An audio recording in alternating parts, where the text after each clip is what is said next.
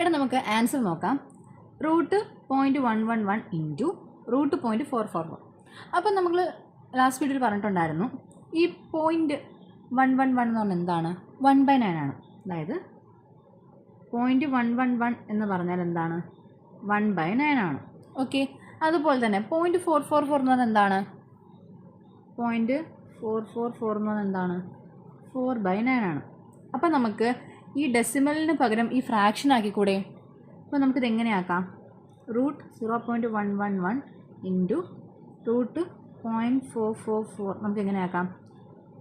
√1/9 into √4/9 എന്നായില്ലേ? ഇനി എന്ത് ചെയ്യുക? ഇനി ഈ ഓരോ ടേംസിൻ്റെയും റൂട്ട് എടുക്കുക. അതായത് 1/9 റൂട്ട്. 1ൻ്റെ റൂട്ട് 1 തന്നെയാണ്.